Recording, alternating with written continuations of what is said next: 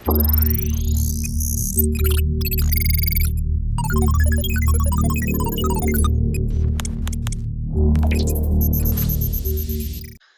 baru kita mulai ke yang bagian paling terakhir itu adalah regresi. Jadi ini yang paling biasanya ini adalah mungkin pamungkas dari hasilnya, jadi menggunakan hasil regresi. Jadi setelah menampilkan data deskriptif di hasilnya, lalu analisis sedikit, lalu kita menambahkan hasil regresi.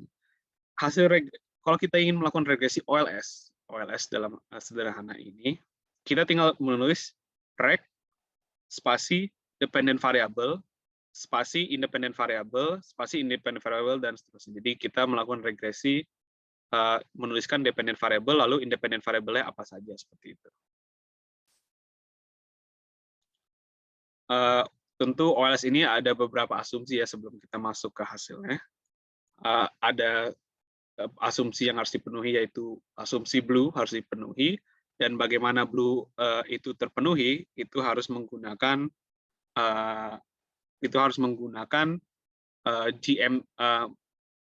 memenuhi asumsi-asumsi dari GMT atau Gauss-Markov theorem, seperti itu. Jadi ada beberapa asumsi yang mungkin untuk sementara ini kita tidak akan masuk ke dalam situ. Yang penting kita sekarang adalah menampilkan hasil regresinya dan menyimpan hasil regresinya di dalam Word seperti itu, ataupun file lainnya. Jadi mungkin saya sedikit mencontek ya dari ininya, dari yang sudah ada. Jadi bagaimana kita melakukan regresi, kita tinggal menulis reg, dependent variable-nya, lalu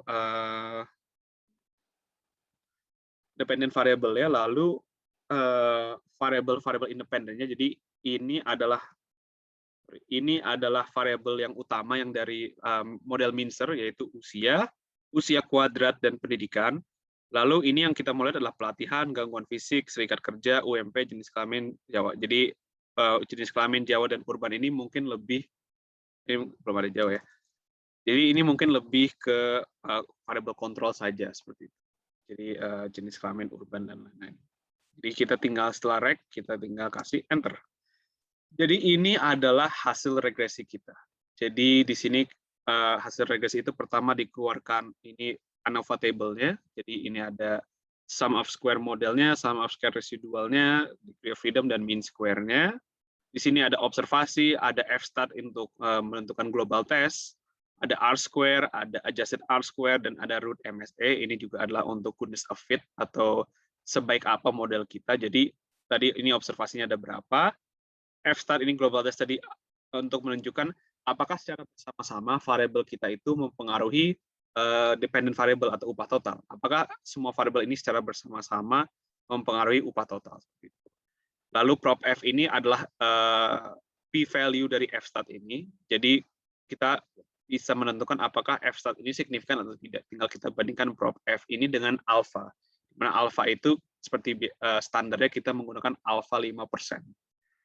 Lalu R-square ini juga menunjukkan seberapa besar variasi X menjelaskan variasi Y. Jadi di sini 27% variasi Y itu dapat dijelaskan oleh variasi variabel X. Jadi ini adalah R-square. Adjusted R-square ini biasanya lebih untuk pembanding antar model. Jadi kalau kita bandingkan dua model, kalau adjusted R-square satu lebih tinggi, mungkin itu model yang lebih baik ya. Root MSE juga sama, ini adalah goodness of fit, tapi memang sifatnya juga untuk pembanding saja. Jadi apakah satu model lebih baik dari satunya? Oh ya, adjusted R-square juga sebetulnya bisa diinterpretasi kayak tadi seperti itu. Jadi 27% dari variasi Y dapat dijelaskan oleh variasi X seperti itu.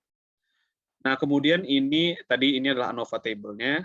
Saya tidak terlalu masuk ke dalam sana karena memang ini di ilmu statistik diajari dan memang fokusnya di sini bukan di ANOVA tapi lebih ke hasil regresi. Jadi dalam hasil regresi ini kita bisa lihat per variabel bagaimana koefisiennya, standar error-nya, t-statnya, ini adalah p-value-nya, dan lalu koefisien confidence interval-nya seperti apa. Jadi di sini kita lihat bahwa usia atau misalnya usia ini kita bisa interpretasikan bahwa kalau usianya naik 1 tahun, karena satuannya 1 tahun, maka upah total itu akan naik sebesar 68.000 seperti itu.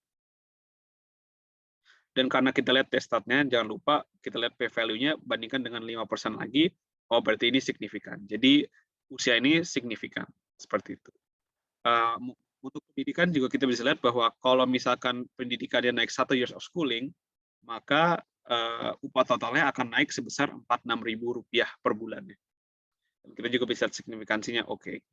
Mungkin kita coba fokus ke pelatihan. Jadi kalau dia ikut training berarti artinya apa angka 7 ini? Jadi kalau misalkan seseorang ikut pelatihan, maka upah totalnya akan lebih tinggi Rp777.000 per bulan dibandingkan orang yang tidak mengikuti pelatihan. Jadi kita membandingkan antara grup yang angkanya 1 atau di sini yang mengikuti pelatihan dengan orang yang tidak mengikuti pelatihan. Kalau di sini gangguan fisik berarti orang-orang yang mengalami gangguan fisik itu upahnya lebih rendah 97.000 atau 98.000 ya bulatannya dibandingkan orang-orang yang tidak punya gangguan fisik seperti itu. Jadi lebih rendah orang-orang yang punya gangguan fisik seperti itu upahnya. Di sini kita juga bisa serikat kerja hubungannya juga positif, sama cara menginterpretasinya.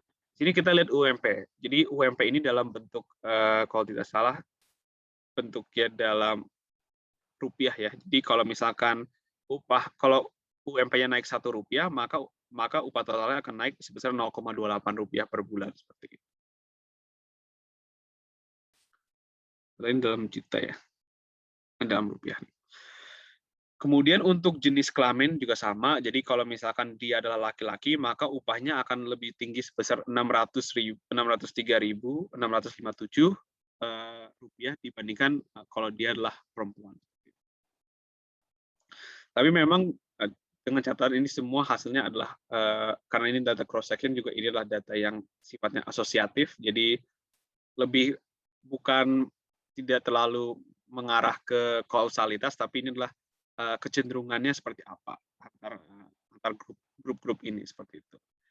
Dan juga selalu kalau Bapak Ibu melakukan analisis regresi, jangan lupa mencek arah dari variabelnya. Jangan sampai arahnya tidak masuk akal seperti itu. Jadi kalau misalkan di sini salah satu checker yang kita lakukan di dalam model Mincer ini adalah usia itu harus positif, usia square atau pengalaman square itu harus negatif, pendidikan itu harus positif. Jadi di sini sudah terpenuhi syarat tersebut.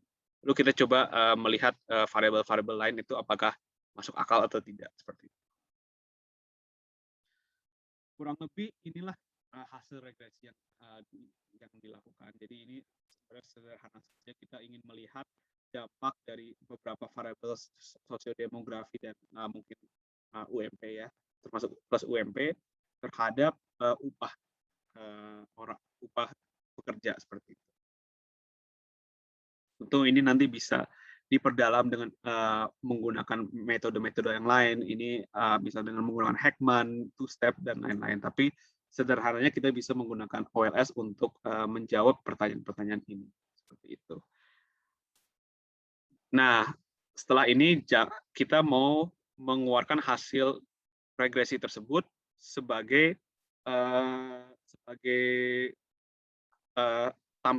tampilan di dalam Word seperti itu. Jadi kita sekarang jangan sampai Bapak Ibu jangan selalu copy paste dengan copy as picture. Jadi itu mungkin dulu kebiasaan lama mungkin mahasiswa.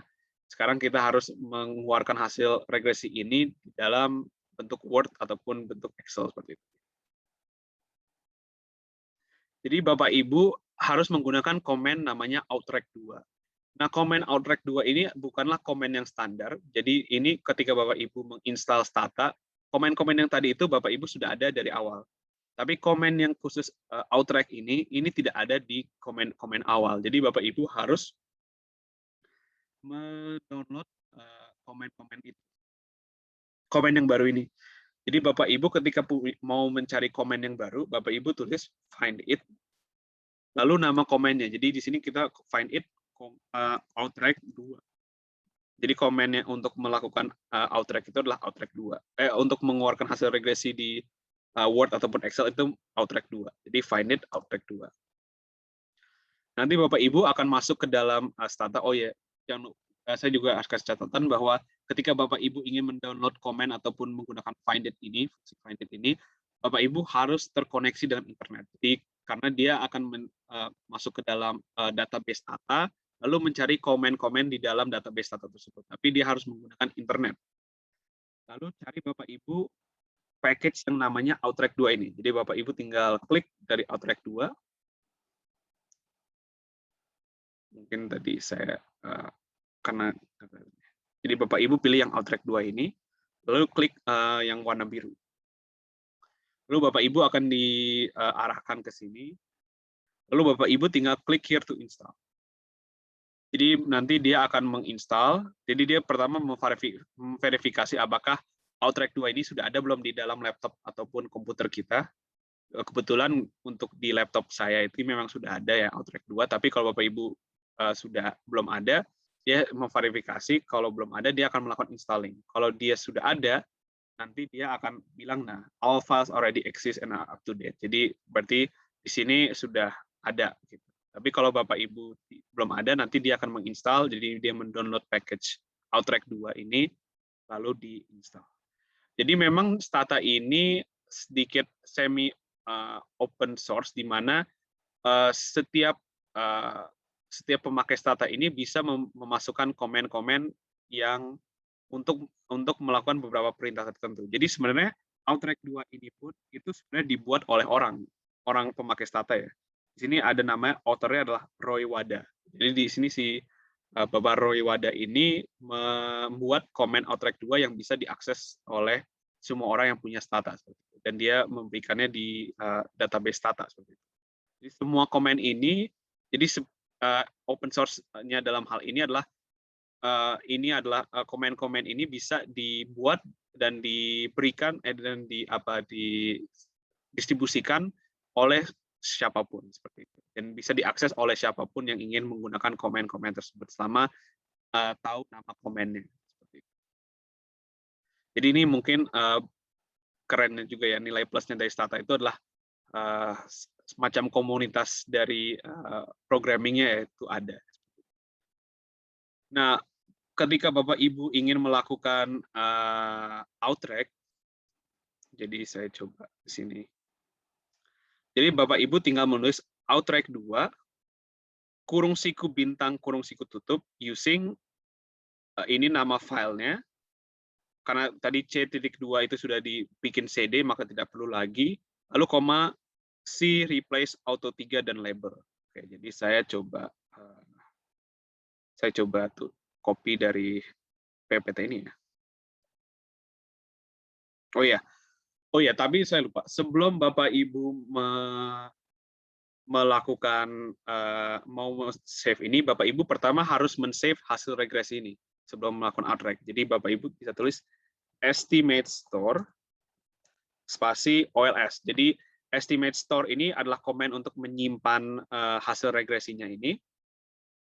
Lalu OLS ini adalah nama hasil regresinya mau dinamakan apa. Nah, ini terserah Bapak Ibu. Harus OLS. Ini hanyalah contoh untuk namanya ini. Jadi nanti ketika Bapak Ibu cek di dalam variabelnya, di paling bawah itu muncul underscore EST OLS. Jadi ini adalah hasil regresi OLS yang disimpan oleh Stata. Seperti itu. Nah, nanti Bapak Ibu, setelah Bapak Ibu mau mengeluarkan hasil Outrack-nya ini, Bapak Ibu tinggal tulis Outrack 2 using, misalkan kita namakannya, karena tadi kita udah pakai CD ya, tidak perlu pakai C.2, kita namakannya misal hasil data academy aja ya, rec, data academy rec gitu ya, koma doc, karena kita di sini contohnya mau menyimpan dalam bentuk doc. Bisa juga Bapak Ibu ganti dengan XLS, XLSX dan lain-lain seperti itu. C ini artinya apa? Jadi C ini adalah hasil tampilan regresinya ini, kita mau lihat tampilannya di dalam Stata itu seperti apa. Jadi tampilan Stata itu nanti menggambarkan di Word-nya itu seperti apa. Jadi nanti dia bukan seperti ini lagi, tapi nanti bentuknya seperti di jurnal-jurnal Bapak Ibu. Jadi dia akan bentuknya ke arah ke bawah gitu ya. Replace ini tadi, kalau misalkan ada file data academy rec, maka dia akan menimpa file data academy rec seperti itu. Auto 3 ini artinya apa? Auto 3 ini adalah kita hanya mau mengambil tiga angka di belakang koma. Jadi ini untuk membatasi biar tidak terlalu panjang ya angkanya. Hanya tiga angka di belakang koma. Lalu label ini berarti nanti nama variabelnya akan mengikuti label yang ada di stata ini, jadi labelnya ini ya. Nah, apa artinya kurung siku bintang, kurung siku tutup ini? Ini artinya adalah regresi apa aja yang mau disimpan. Jadi kalau Bapak Ibu punya 10 regresi nanti, Bapak Ibu juga bisa melis, saya cuma mau meng-outrack 5 regresi. Nanti bintang ini Bapak Ibu ganti dengan misalkan OLS, PLS, GLS, dan lain-lain. Tapi kalau misalkan Bapak Ibu mau mengeluarkan semua hasil regresi, Bapak Ibu tinggal pakai kurung siku bintang, kurung.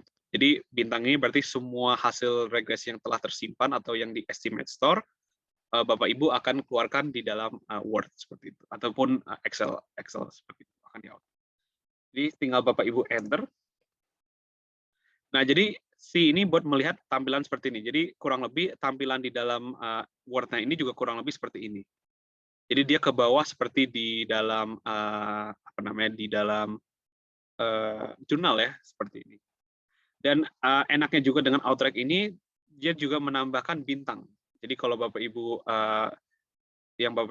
mungkin yang terbiasa dengan melakukan analisis regresi itu, juga kita perlu tahu bintangnya itu untuk melihat signifikansinya. Jadi bintang 1 itu berarti dia signifikan di alfa 10%.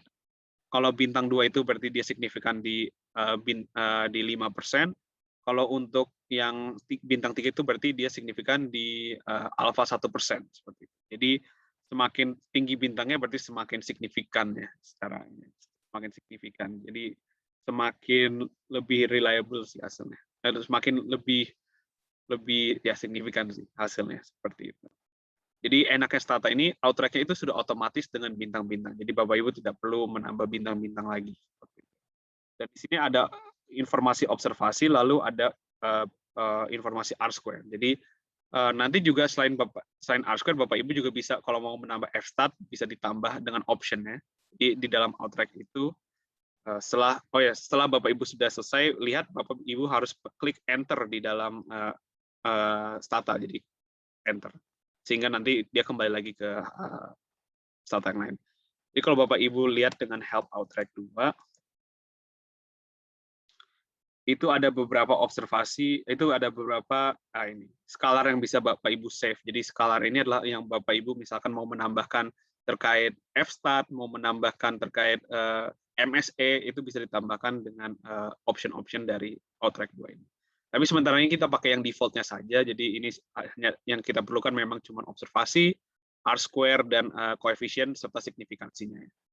Dan kalau default-nya itu, yang di dalam kurung atau yang di bawah, jadi kalau saya buka ini, jadi di sini ada data academy rec ini, filenya muncul. Mungkin, di dalam hasil regresi ini, yang di dalam kurung itu adalah standar error. Tentu Bapak Ibu mungkin ada beberapa yang lebih prefer untuk testat ya, karena memang untuk menghitung testat itu tinggal koefisien dibagi dengan standar deviasi, jadi standar error dari koefisiennya. Jadi kita bisa dapat testat dari perhitungan ini. Atau biasanya kadang-kadang ada juga yang preferensinya adalah di dalam kurung ini testat.